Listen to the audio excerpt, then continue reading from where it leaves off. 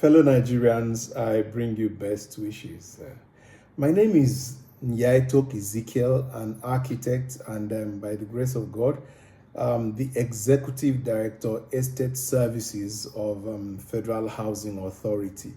That effectively makes me an appointee of Mr. President. But I want to talk from a completely different and probably unconventional standpoint. The first is that I come from the background of having been an advocate for several years, over 30 years, and advocate in the housing subsector. And I believe that is one of the reasons that Mr. President, knowing that I wasn't a member of his party, and let me even add that I wasn't his supporter, I guess he said, look, you've talked for so long, can you come and do something? Since I came here, a lot of people have we've not been hearing from you, you've not been talking. I didn't think that I was given this position to be an advocate. I was asked to come and see how things are and see what I can do. So usually I would want my MD, my managing director, to talk about it. But see, because I come from a certain constituency, which I'll ultimately go back to, they're asking, what have you done? Who has talked so much about housing over the years? So I believe that I owe Nigerians that duty to be able to say, this is what is going on.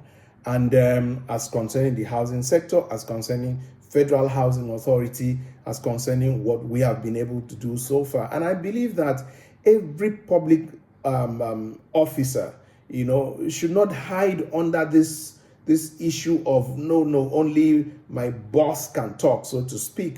We ought to use every avenue we have to speak to what we have been mandated to do and what we have done. That's why I'm approaching it from a completely different perspective and paradigm. The very first question I ask myself is, what you've been looking at from outside, coming inside, is it the same thing? And I would say to a great extent that there's a whole lot of difference. And that's why sometimes somebody thinks because you get inside, it's not good manners for you to talk while you are on the table. I've heard that a lot of times. But coming in here, two things stand out for me. The first is that when you come, you are given an opportunity to do. So why do you talk when you should be doing? And let your works, to a great extent, speak for you. The second is that, like in my own case, I have a certain level of access to be able to talk to the authorities. So why don't I talk to the authorities rather than talk to the media, probably becoming more popular and things like that? That means that I've been an insincere person. So because I have that opportunity to talk to the authorities for more reasons than one, I've been able to make certain very vital contributions to where it matters on account of the privileged position I have. At the same time, politics is visibility, and we owe the people to be able to give them certain information that are important. That is why I've come here to say, since I came to Federal Housing Authority, I won't say that I've been so blessed. I would say that to work with a team of extremely dedicated, passionate young people. By the way, I'm the oldest person in the whole of Federal Housing Authority. The reason is that of the 4 other 3 EDs and the MD, I'm 62, going to 63. They are almost all below 60. And of course, to be staff of FHA, you must be below 60, whether you like it or not. So when we have meetings, sometimes I tell all of them, shut up, this is your uncle talking. I see the look on the face of some people, I'm like, yeah, it's good. If you know, you know. Anyway, back to what I was trying to say, just to make it on the lighter note, so to speak. Honorable Oyetunde Ojo, I think a lot of times he does not get the credit that he deserves. I do close to 150, 200 mails and files every day, and over 80 every day. And over 80% of those come from his office. This young man has given me that impetus, that ginger to work, because he comes to work very early. A lot of times by 9 o'clock he's still in office. So that the mails I sent to him, almost 100, by the next day they are back to me, meaning that he worked overnight. And 1, 2, 3 things I need to say. First is that FHA has been completely repositioned to the extent that we clock in by biometrics every single day. Clock in and clock out. That is a sign of seriousness of people who want to go to work on time and do their work. That to me is very important, because work attitude, work ethics is the foundation for everything you do. Secondly, for me as an executive director, 8:30, latest 9 in some rare instances, I'm in the office. And I am on my desk until the last mail is treated. That's to say, no mail, no file spends 24 hours in my desk. And I've done that for over 2 years, because we're just a little over 2 years since our appointment. I've done that consistently for over 2 years. I challenge anybody to be able to give evidence that I was in office and a file slept overnight on my desk. I think that is something that Nigerians should say, okay, that makes sense. Apart from that, there are certain things we've been able to achieve. Over the years, FHA had literally lost all her estates, to the extent that there was some estates that our staff would not enter, FHA estates. But by the grace of God, every FHA estate in the past 2 years have been brought back under the control of Federal Housing Authority. This is something that they've not been able to do for decades. There's been a lot of deterioration, a lot of things that have gone bad, things like that. I don't want to go into that, but the fact that not long ago I held a meeting, a national roundtable of all the estates, because I'm in charge of the estates, by the way. I'm in charge of all the estates, almost 50 estates. I'm in charge of them. So I held a national roundtable, and the leaders of these estates came to Abuja, paid their fares, paid their hotel bills, and everything. The level of cooperation that I saw was so humbling. And that's because they have desired for FHA to come and own their estates. And for me, that's a major achievement that we have recorded as an administration. Being able to get back our estates, being able to profile the problems of each of these estates, and being able to work with them to see to what extent we can start the process of addressing them. We have actually recorded certain successes. Like in Lagos, you go to Festac, you see that work is being done in some areas. Our MD, working with the management, has been able to get into a strategic networking with certain organizations. I wish I could give specific details. And they are coming in and having interventions in our estates, maybe making the roads better or providing solar lights or one thing or the other. We're starting to bring some level of sanity back to our estates. For me, that's a major thing as one who is in charge of the estates that we've been able to record.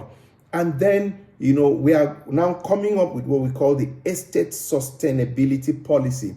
I believe that this is something that I'm proud of, something I can say this administration has been able to achieve. And while it is resident in the Estate Services Directorate, where I am the executive director, I must tell you that it has been a corporate effort from other executive directors, from even directors and staff from other directorates. We've worked as a team, and for me, this is something I am very proud of, I must say.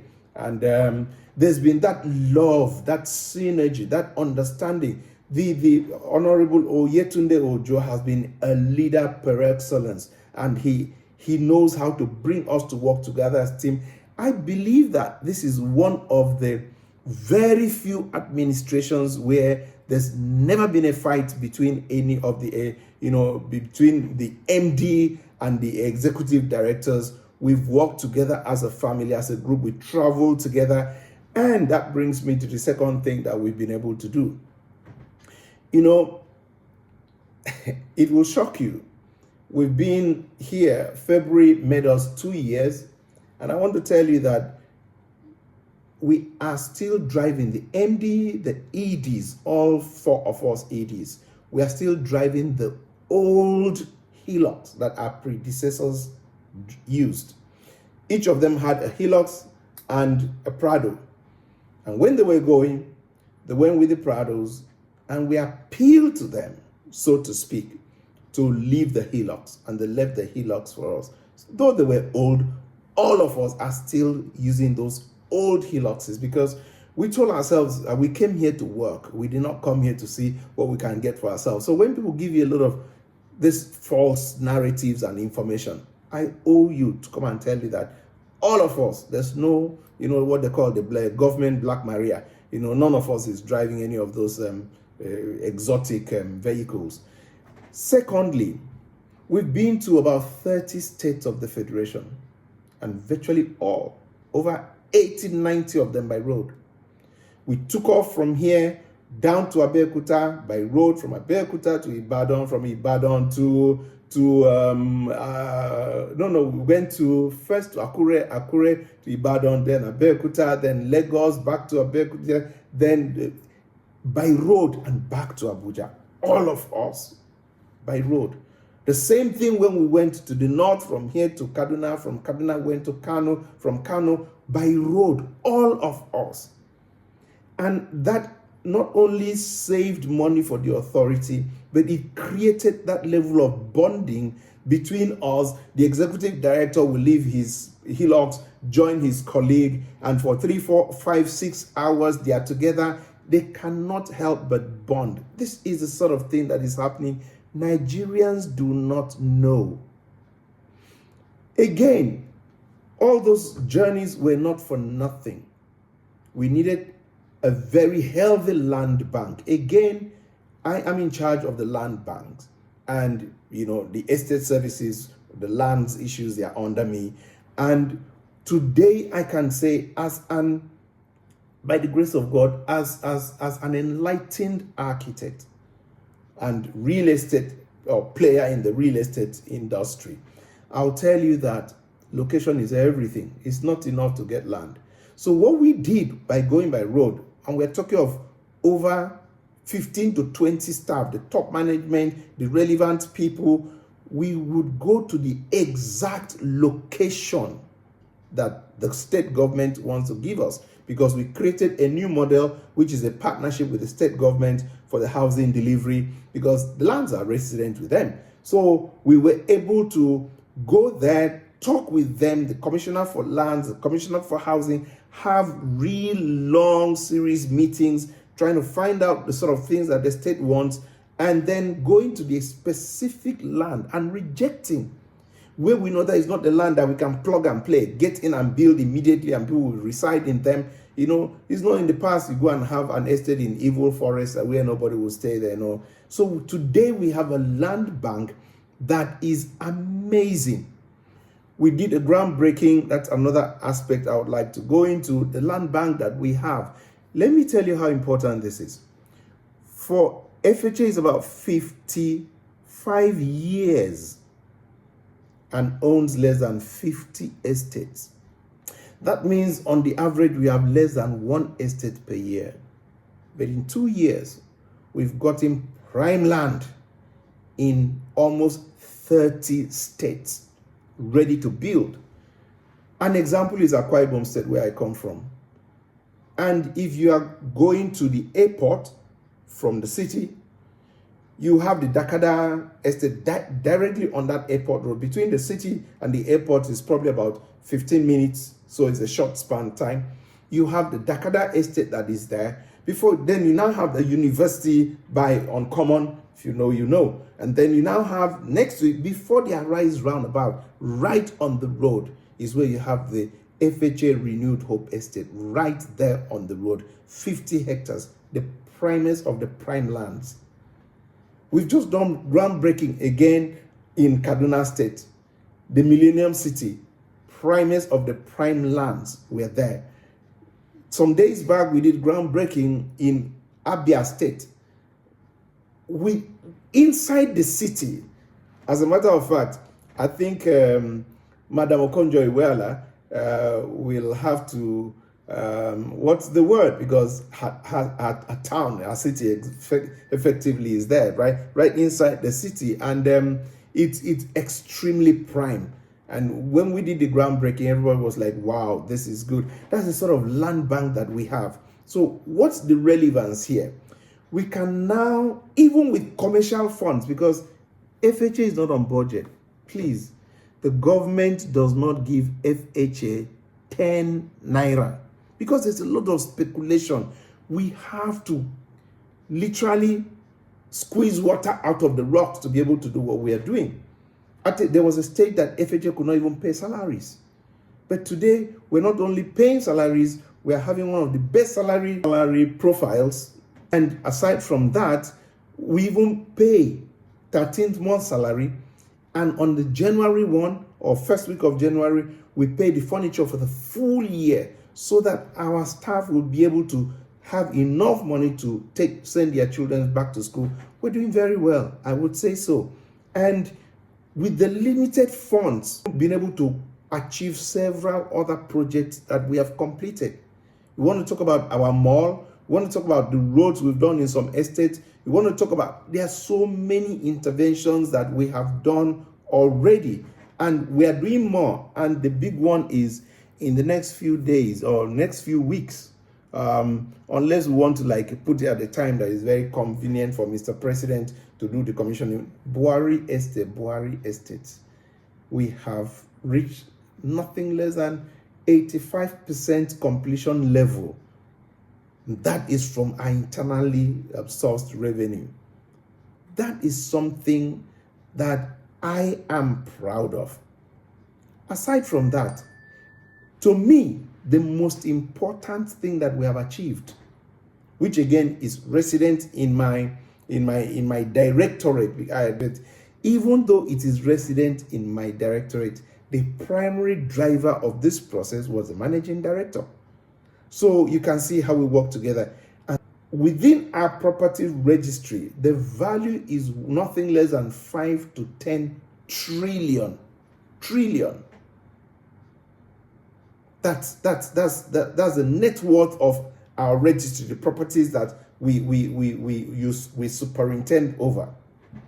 Guess what has been happening in the past? There's been this registry that was analog, no files. And if you understand how the property section works, the law of the land states clearly that what is on the land belongs to the land, in which case whoever has a title to that land. If today I can go and bring up a document that shows that it is actually my father that owned the land where Transcorp Hilton is built, bro, say, I don't blow with that, because by the law, that Transcorp Hilton becomes my property if I'm the primary beneficiary of that. What that means is that whoever can claim ownership of the title of a land is the owner of whatever is on that land. Guess what? We have multi-billion projects where their title was in one registry, one file. Imagine a situation that fire entered that registry. The level of confusion, the level of I don't know the word to use that will happen to Nigeria will be unimaginable. The whole of Gwarimpa, the whole of Festac, the whole of Apoguzape, the estates, all those houses, multi-billion naira estates, Sharada, Diamond in Port Harcourt, Arugo Gardens or Westland Estates in Owerri, all of them, their properties were in files. And when you go to court, it is only FHA that will be called to come and authenticate the real ownership of such, a land or a property. And guess what we use to do that? Those primary allocation instruments that were in this room in files. Please imagine fire entering that place. I was going to London and I sat by a man who happened to, I'm always having my FHA badge. He saw it and he asked me, he said, "Sorry, sir, you work in FHA?" I said, "I think so." And he asked, "What's going on?" And I tried to tell him. He was very impressed. Then he asked one question. He said, "Please, talk to me about your land registry, about your properties and all that." I said, "Oh, that's one of the biggest things we've been able to do. Everything has been fully digitized. We have moved everything into soft copy, and of course, it's all locked in the clouds." He said, "No, it's not true." I said, "So it is." He said, "Well, let me reveal myself. I've been a consultant to 2 administrations in FHA just to achieve that. We were never able to achieve it." I said, "I understand, because we went through hell. And if not for our MD CEO, it would never have happened." That man is, you see, the word I would like to use can be very easily misunderstood. But that man is, let me just call the word a bulldozer. He has a heart, he has a determination, a zeal, a passion that is very infectious.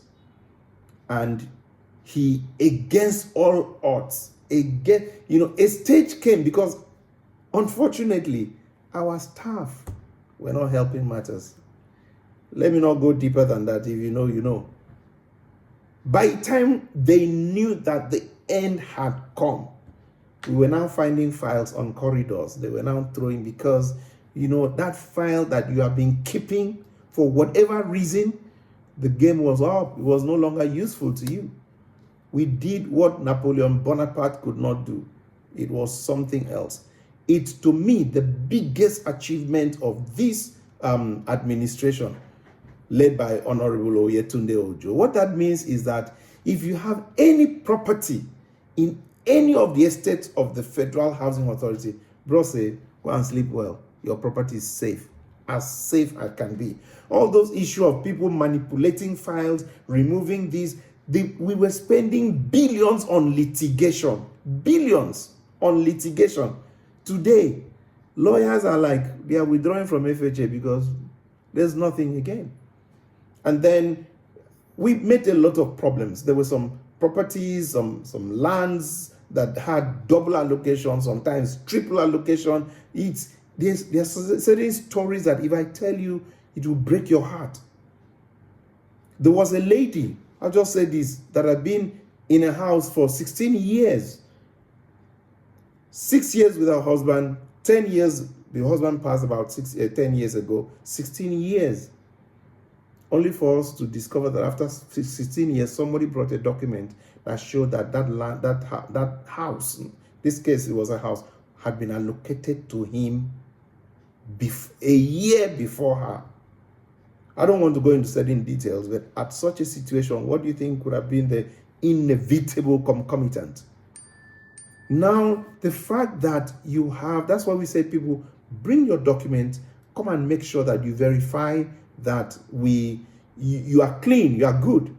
Because you'll be shocked that that document you have, inadvertently, either by mistake or commission or omission, somebody else probably already has something superior. So the earlier you come and make sure that you authenticate, now that we have a final, upload in the system, the better for you. But that is something that Nigerians will want to say, this is good. That's the Federal Housing Authority. Aside from that, there are so many other things that we've been able to achieve within this short period of time. Now we've done procurement for 17 states. People are like, where are the houses? Where are the houses? The processes of getting the houses done, we're still a government agency in a sense, so we must go through due process. They're not, if you get the land today, the procurement process can take you 1 year, can take you 6 months. You've got to go through those procurement processes. You get the land, you make sure that you go through the process of getting the title. Sometimes it's not just plug and play. I know some states, how many times I've gone, trying to make sure that we work with genuine title. And I want to thank so many governors who have been extremely cooperative. Some of the governors bend over backwards and even give us a title within a week. Some others, it's not as easy, but many of them are doing very well. So you've got to be able to get the proper title, get the land, get the proper title. This can take you 2 years to achieve that before you now go through the procurement processes, before you now talk in terms of raising the necessary funds. We are not on budget. We get the money. How do you get to find enough money to build one estate of, say, 7-8 billion? Because you must do the infrastructure, you must get the secured place and everything. It's, we've been able to squeeze water out of the rock. So if ask me, what have you been able to achieve? I will be able to tell them 1, 2, 3, 4 specific things that the president gave us a marching order and said, achieve this. And a lot of times, a lot of things are going on in so many. I'm sure that some of you will say, oh, okay, I didn't know this. So sometimes doing this government thing, you cannot talk, you cannot do this, you see, Mio, let me say it, and I'll say it here now. I'm not afraid to go back home. I'm not afraid. All this, government protocol, you don't do. Look, protocol has kept us where we are now. Bureaucracy. There are certain things you should be able to I don't want to say damn the consequences, and do it. Talk to the people, let them have information. There's all these secret things not helping us. That's why we're where we are. What is wrong in my being able to give you this information that will give you the confidence that, wow, okay, things are being done right in government circles here or there. A lot of these things are going on in government circles, but we are too afraid to talk. We must follow the standard government protocols, and at the end of the day, we make the president look like he's doing nothing. Yet, there's so much going on. I believe that 1 or 2 people have been able to say, I see, that's nice, I didn't know this. As a matter of fact, some people will be shocked to hear, and some might even say, it's not true. But why don't you go and confirm that we are still driving the Hilux that we had? That we come to work by 8:30, 8 o'clock. That we don't leave files on our tables.